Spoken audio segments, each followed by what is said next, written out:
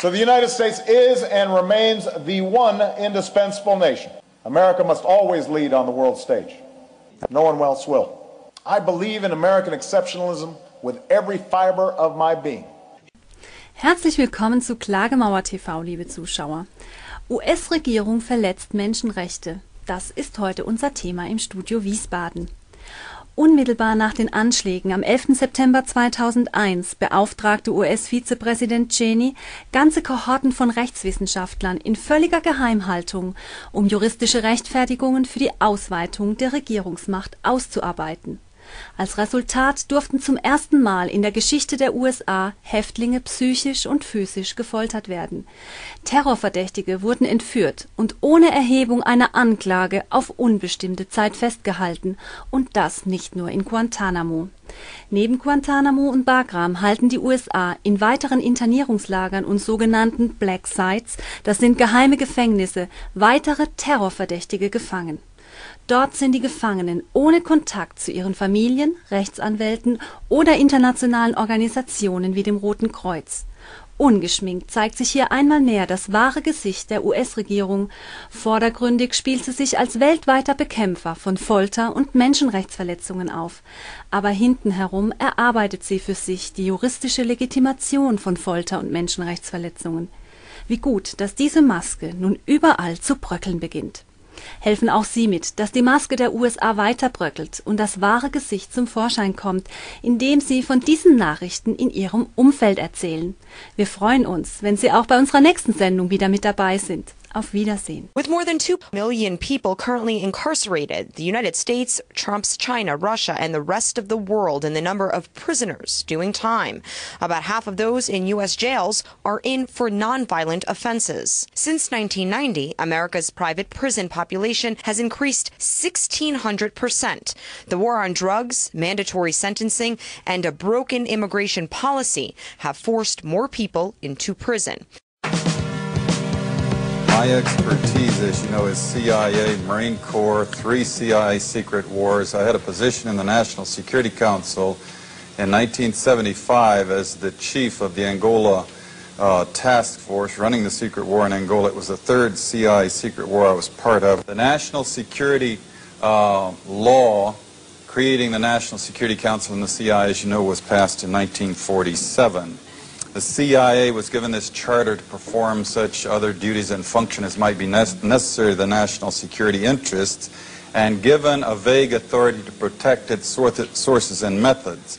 I think it was in the mid-'80s that I coined this phrase, the Third World War, because in my research I realized that we were not attacking the Soviet Union and the CIA's activities. We were attacking people in the Third World. And I'm going to just quickly, in the interest of time, just give you a little sense of what that means, this Third World War. Basically, it's the third, I believe, in terms of loss of life and human destruction, the third bloodiest war in all of history. They undertake to run operations in every corner of the globe. They also undertook the license of operating just totally above and beyond U.S. laws. They had a license, if you will, to kill, but also they took that to a license to smuggle drugs, a license to do all kinds of things to other people in other societies in violation of international law, our law, and every principle of nations working together for a healthier and more peaceful world. Meanwhile, again, they battled to convert the U.S. legal system in such a way that it would give them control of our society. Now, we have massive documentation of what they call the secret wars of the CIA. We don't have to guess or speculate. We had the Church Committee investigate them in 1975, gave us our first really in-depth, powerful look inside this structure. Senator Church said in the 14 years before he did his investigation that he found they had run 900 major operations and 3,000 minor operations. And if you extrapolate that over the whole period of the 40-odd years that we've had a CIA, you come up with 3,000 major operations and over 10,000 minor operations. Every one of them illegal, every one of them disruptive of the lives and societies of other peoples, and many of them bloody and gory beyond comprehension almost. Extensively, we manipulated and organized the overthrow of functioning constitutional democracies in other countries. We organized secret armies and directed them to fight in just about every continent in the world. We encouraged ethnic minorities to rise up and fight. People like the Mosquito Indians in Nicaragua, the Kurds in the Middle East, the Monks in Southeast Asia. And of course, we have organized, and we still do, and fund death squads in countries around the world, like the Treasury Police in El Salvador, which are responsible for most of the killing of the 50,000 people just in the 80s, and there was 70,000 before that. And orchestration, CIA, secret teams, and propaganda led us directly into the Korean War. We were attacking China from the islands Quemoy, Matsu, Thailand, Tibet. A lot of drug trafficking involved in this, by the way, until eventually we convinced ourselves to fight the Chinese in Korea, and we had the Korean War, and 1 million people were killed. Same thing for the Vietnam War, and we have extensive documentation of how the CIA was involved at every level, or the national security complex, because it's a very cooperative thing, into manipulating the nation into the Vietnam War. And we wound up creating the Golden Triangle, in which the CIA, Air America airplanes were flying in arms to our allies and flying back out with heroin. We launched the largest, this is something that Jimmy Carter did, Admiral Turner brags about it, the operation in Afghanistan. Biggest single operation, I'm told, in the history of the CIA's secret wars. And sure enough, very quickly we produced the Golden Crescent, which is still the largest source of heroin perhaps in the world today. Trying to summarize this Third World War that the CIA, the U.S. national security complex with the military all interwoven in it in many different ways, has been waging. Let me just put it this way. The best heads that I coordinate with studying this thing, we count at least, minimum figure, 6 million people who've been killed in this long 40-year war that we've waged against the people of the Third World.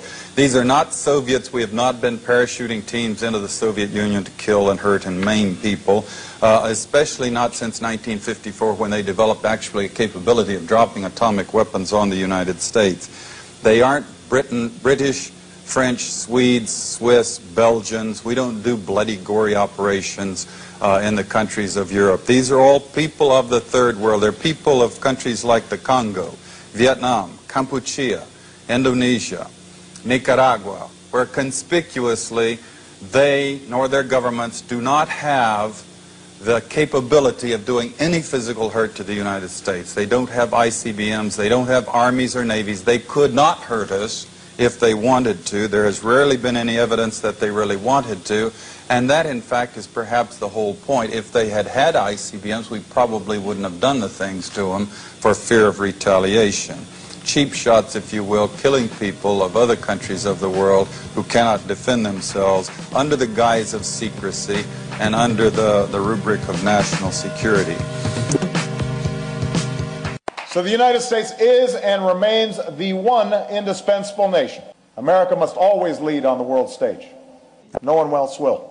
I believe in American exceptionalism with every fiber of my being. Danke, Freunde. Niemand hinderte eigentlich die Amerikaner daran, die Ostukraine als eine terroristische Organisation anzuerkennen und Bombenschläge auszuführen. Denn zum Großteil gibt es heutzutage kein internationales Recht, wie sich herausgestellt hat. Die Amerikaner entscheiden selbst, was gut ist und was schlecht, welcher Staat Terroristensponsor ist und welche Organisation eine Terrorgruppe darstellt. Ich will nicht die Islamische Staat rechtfertigen. Aber wenn die Regierung Iraks die Amerikaner einlud, so hat Syrien keine Freigabe erteilt. In welcher Realität leben wir? Sind wir am Rande eines Krieges? Die Realität ist einfach. Die Amerikaner kämpfen um ihre Führungsrolle um jeden Preis. Sie halten sich für die oberste Rasse. Lasst uns ehrlich sein. Sie halten sich für die oberste Rasse, die alles darf auf dieser Welt. Das, was ihnen Interessen entspricht, ist richtig. Sie führen ein neues System der Pseudowerte ein. Gut ist das, was für Amerika günstig ist. Alles andere ist schlecht. Und daher kann man Menschen bomben und morden in beliebiger Zahl. Amerikaner haben das internationale Recht zerstört. Beginnend mit 90er Jahren haben sie planmäßig alle Strukturen internationaler Abmachungen gestürzt. Sie traten von Verträgen zurück, dann wann es für sie günstig war, und sie setzen diese Politik heute fort. Sie versuchen, den eigenen Vorteil allen anderen aufzuzwingen, als einzig richtigen Gesetz, Normen und Regeln. Die oberste Rasse darf alles, alle anderen haben nur darauf zu hören, was Amerika sagt. Und das ist sehr beängstigend, denn in Wirklichkeit diese durch Amerikaner ausgedachte Messianismus, der sich selbst entlassene Ablassbrief für beliebige Verbrechen, es stellt die Welt an den Rand eines Krieges. Der Planet ist in Gefahr. Lasst uns ehrlich sein, die ganze Welt hat die Amerikaner satt und ihre Mission als die wichtigste Instanz. Aber die Amerikaner selbst bemerken das nicht und ziehen es vor, die eigenen Probleme zu lösen, indem sie Probleme für andere erschaffen. Sie bedrohen Weltfrieden wirklich und real.